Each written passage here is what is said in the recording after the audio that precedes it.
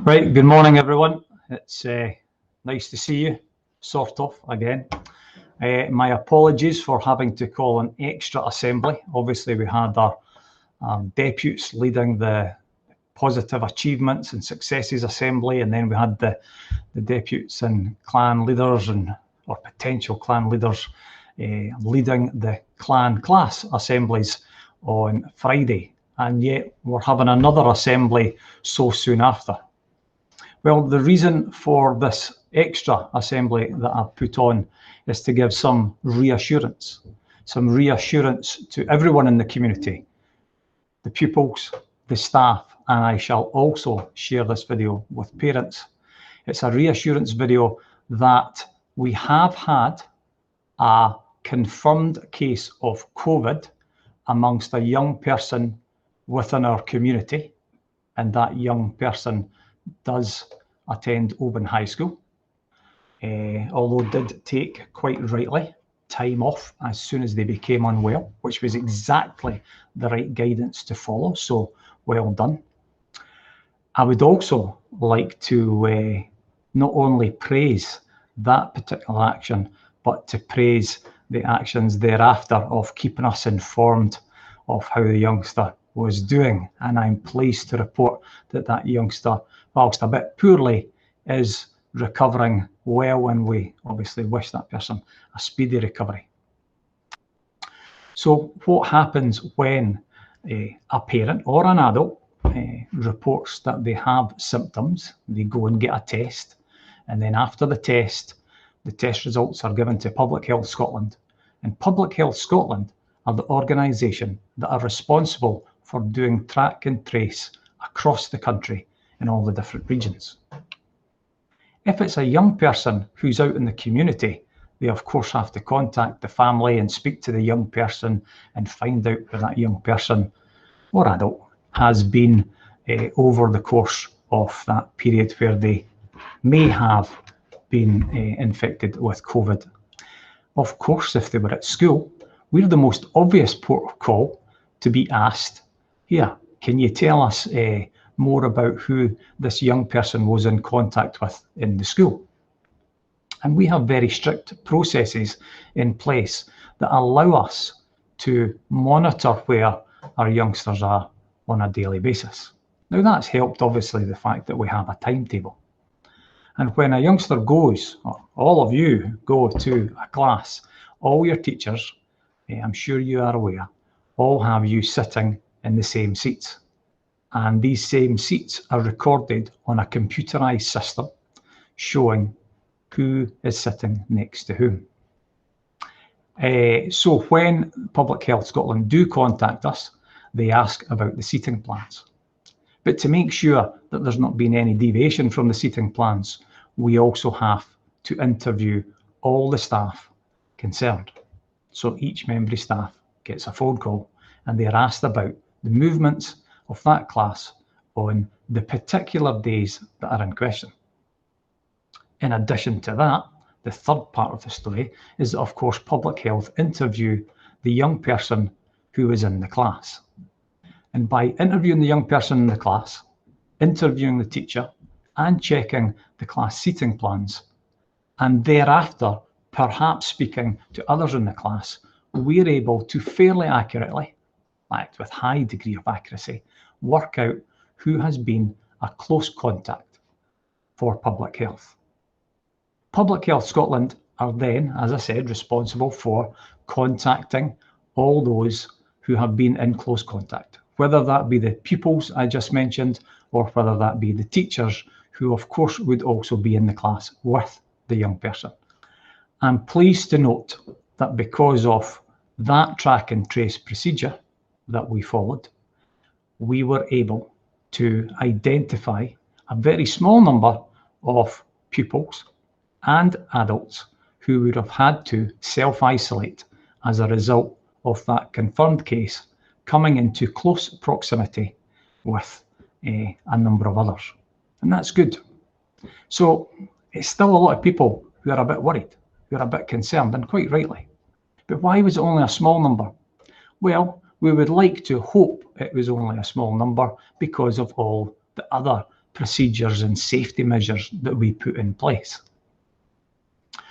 I'm going to run through what should be a typical day, and in doing so, highlight all the different safety measures that we put in place, merely to remind you to keep going with them.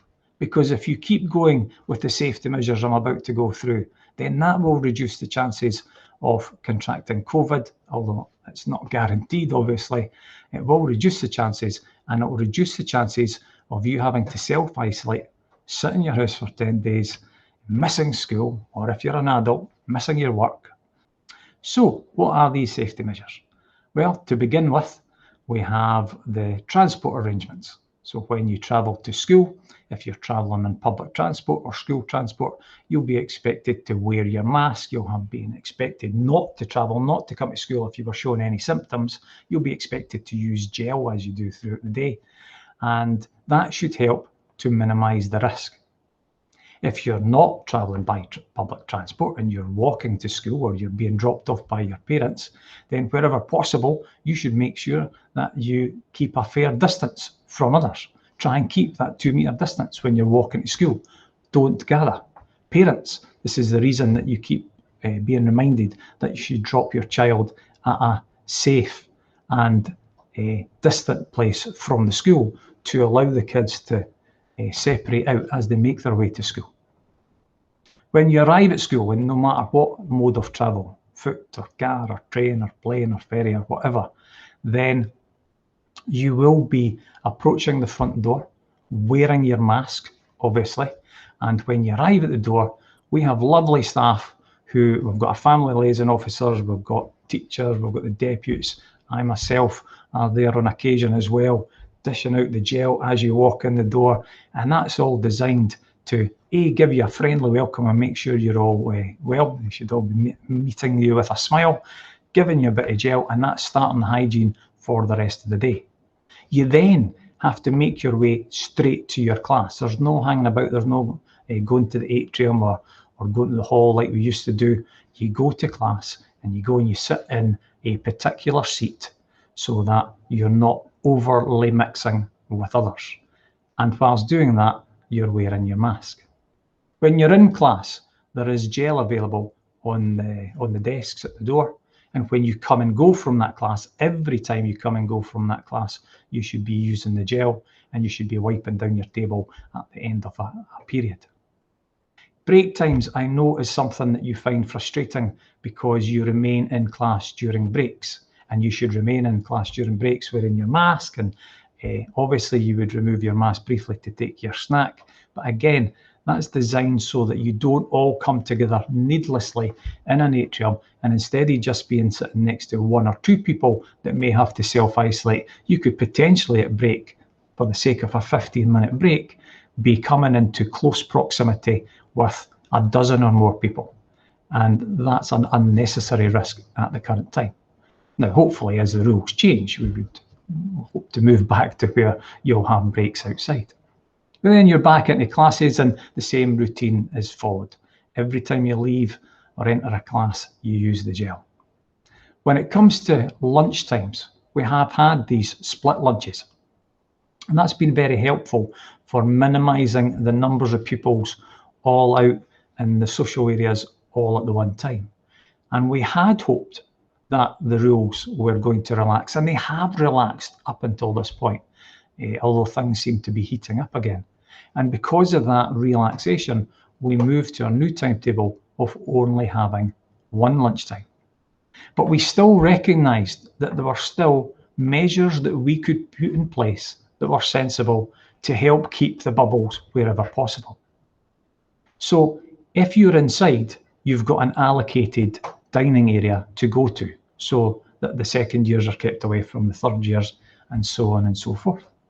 And when you're outside, and this is a slightly more difficult one for us to manage as school staff, and you have a responsibility to follow the rules yourself when you're out there, you will be aware that the S2 pupils, when they're out, they'll sit in all the benches at the triangular area, and the S3s will sit further up in the narrow bit on the avenue, and then the S4s will shut off half the car park and put benches out for you to give you a social area there. So you've got somewhere to keep you separate from the other bubbles, keep you safe, but allow you some freedom as well. And as for the rest of the school, you're able to go anywhere else round about the school. So again, that's an added precaution. In addition to that lunchtime precaution, we added another wee thing. We've had staggered departures at the end of the day where you're released from class deliberately to keep you apart as much as possible, keep you from gathering as much as possible. But we've also introduced these staggered departures at lunchtime as well. And again, that's to avoid over 900 pupils all leaving the classrooms, all gathering in the corridors at once. On top of that, there are other measures that we've got in place when you're carrying out your activities. And these type of measures that we've got in place with regard to PE or with regard to music or drama or whatever the subject may be are all provided for us by the Scottish Government through an organisation called Education Scotland. The teachers all follow those guides on top of the school guides. On top of that, we also have lateral flow tests, which are a useful tool for us all to be using. And the recommendation is that you use them twice a week. We have many kids who come and ask us every week, but we also know that not all of you are very keen on them. But here's a wee example why maybe we should, get that back to the forefront of our mind, given that there was a confirmed case out in the community which has affected us in school. We have a young person who's poorly with COVID. They're doing well. There's a small number of people who are currently self-isolating at home, and they will continue their learning by using the information that we put on Google Classroom. And there's a wee extra message for the teachers. I know we've just moved into the new timetable and that we're just starting up the classes week 1 last week, but we all use Google Classroom on a daily basis. And now it's even more important to just keep uploading the classes onto Google Classroom so that those who are self-isolating or those who are choosing not to come to school at the current time can use the lessons prepared in Google Classroom. And of course, those of you who are at home, you can use Google Classroom to contact your teacher and ask them questions, and they will answer them at an appropriate time. Hopefully I've covered why we're having assembly. Hopefully I have reassured you that, yeah, we have a case, but all these other protective measures are going to help keep us safe and keep us from self-isolating. Hopefully I've reassured you that even if you are off, the teachers have got it in hand and you'll get some support via Google Classroom.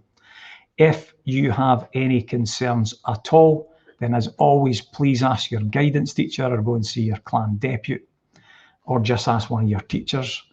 If you have any reason to ask questions about the Google Classroom, please just email your teacher, and therefore we'll keep you safe and we'll keep you learning.